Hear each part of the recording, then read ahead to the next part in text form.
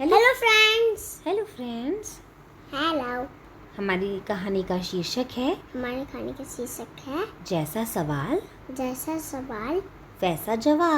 वैसा जवाब। बादशाह अकबर अपने मंत्री बीरबल को बहुत पसंद करता था। बीरबल की बुद्धि के आगे बड़े बड़ों की भी कुछ नहीं चल पाती थी। इसी कारण कुछ दरबारी बीरबल से जलते थे। वे बीरबल को मुसीबत में फंसाने के तरीके सोचते रहते थे। अकबर के एक खास दरबारी ख्वाजा सरा को अपनी विद्या और बुद्धि पर बहुत अभिमान था।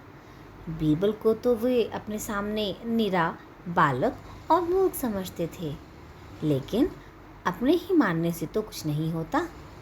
दरबार में बीरबल की ही तूती बोलती और ख्वाजा साहब की बात ऐसी लगती थी जैसे नक्कार खाने में तूती की आवाज़। ख्वाजा साहब की चलती तो वे बीरबल को हिंदुस्तान से निकलवा देते, लेकिन निकलवाते कैसे?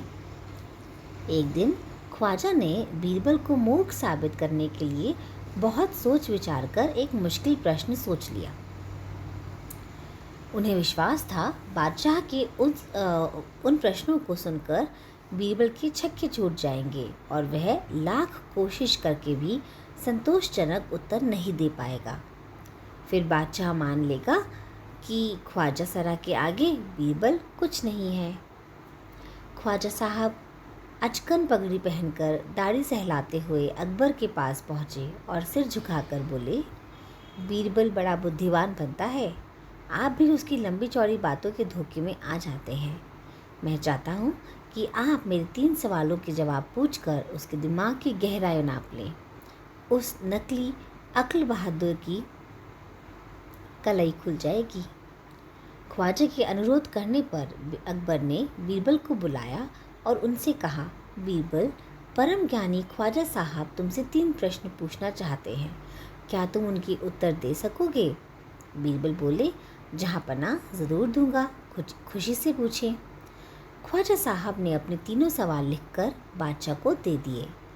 अकबर ने बीरबल से ख्वाजा का पहला प्रश्न पूछा, संसार का केंद्र कहाँ है? बीरबल ने तुरंत ज़मीन पर अपनी छड़ी गाड़कर उत्तर दिया, यही स्थान चारों ओर से दुनिया के बीचों बीच पड़ता है। यदि ख्वाजा साहब को विश्वास ना हो तो वह फीते से सारी दुनिया को नाप कर दिखा दे कि मेरी बात गलत है। अकबर ने दूसरा प्रश्न किया, आकाश में कितने तारे हैं? बीरबल ने एक भेड़ मंगवाकर कहा, इस भेड़ के शरीर में जितने बाल हैं उतने ही तारे आसमान में हैं। ख्वाजा साहब को इसमें संदेह हो तो वे बालों को गिनकर तारों की संख्या से तुलना कर लें। अब अकबर ने तीसरा सवाल किया, संसार की आबादी कितनी है? बीरबल ने कहा, जहाँ पना संसार की आबादी पल पल पर घटती बढ़ती रहती है, क्योंकि हर पल लोगों का मरना जीना लगा ही रहता है। इसलिए यदि सभी लोगों को एक जगह इकट्ठा किया जाए तभी उनको गिनकर ठीक ठाक संख्या बताई जा सकती है। बादशाह तो बीरबल के उत्तर से संतुष्ट हो गया, लेकिन ख्वाजा साहब नाक बहु सिकोड़ कर बोले, ऐसे गोलमोल जवाबों से काम नहीं चलेगा जनाब। बीरबल बोले, ऐसे सवालों के ऐसे ही जवाब होते हैं, पहले मेरे जवाबों को गलत साबित कीजिए तब आगे बढ़िए। ख्वाजा साहब से फिर कुछ बोलते नहीं बना। तो बच्चों, कैसी लगी कहानी? पसंद सी कहानी। यस। क्यों बड़ी सुना